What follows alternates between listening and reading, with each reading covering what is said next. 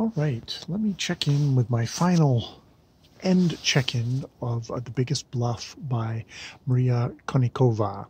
Um, how I learned to pay attention, master myself, and win. Um, so the final two chapters here. One is like, oh, suddenly we get a travelogue of Macau, where it's pretty much pure gambling. Just sort of like, oh, this is the a little dip into maybe the dark side. That this is where the house always wins. It's that sort of thing where it's not it's not a game of skill. It's not even particularly that fun. It's soulless grind.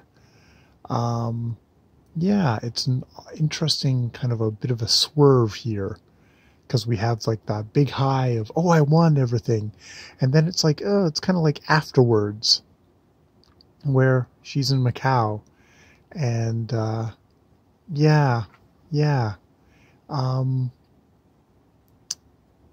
I mean, it is her sort of trying to assess that she continued playing after that. So we get Macau. God, I have to even click back and take a look more, listen a little bit more of Macau and think about what I think about that. And then we have her having a near-death experience, or something like that. She has something happens with her head, her brain. She's someone who suffered migraines, and she ends up in the emergency, getting kind of checked up. And there's something sort of here of a big whack of like, yeah, I can have all the skill, I can have all the stuff, and the universe can have other stuff involved. But at the very end, this book definitely is, in some ways, it's sort of like it's an advertisement for poker as a way of self-knowledge, of learning skills, of learning self-worth. Maybe it's a particular pitch to women to get into poker, which is maybe one of the reasons why it is so eagerly adopted by the poker industry, the people in the poker world, because it's such a male. If it's such a male-dominated thing, well, shit. If you get another half of another hunk of, like, another gigantic demographic of women to actually be in this, it would boost the sport, the game, amazingly. And there is a bit of a way that she's selling it very eloquently. She is a New Yorker writer through and through. This is really well written, really well paced. Don't know how I feel about that.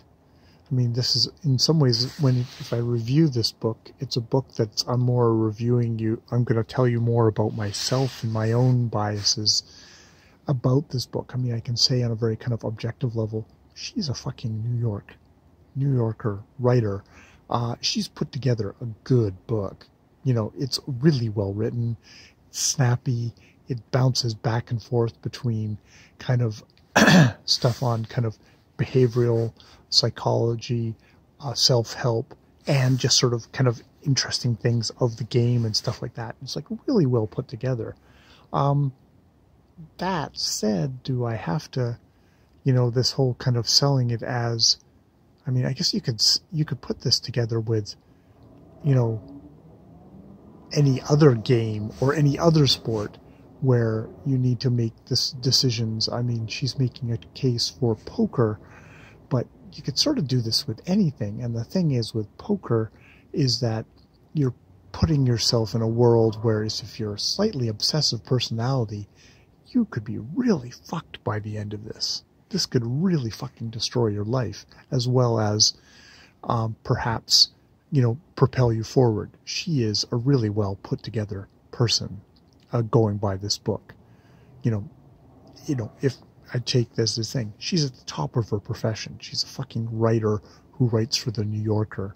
That's like the top writing magazine in the world. So you have to think that she's someone who's like, as in her profession, she's got it together.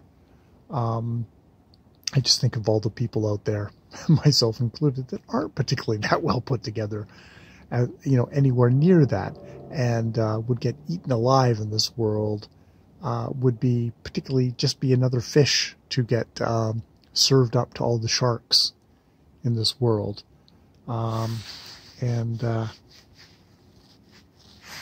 Just the adversarial, combative thing of this. I don't know. Yeah, so it definitely a interesting book, food for thought, but I feel ambivalent about it in the end. Not as a really well put together book, but just as it's, I don't know how I feel about its message. And it's like, I'm not telling anybody else that they can't, that they shouldn't gamble. It's not my thing. I think it's a waste of fucking time. I think the house always wins in the end. I think the odds are never in your favor. No matter how much skill you have, you're fucked. But, there, see? I'm just reviewing myself now. All right, I will leave it there. More videos later.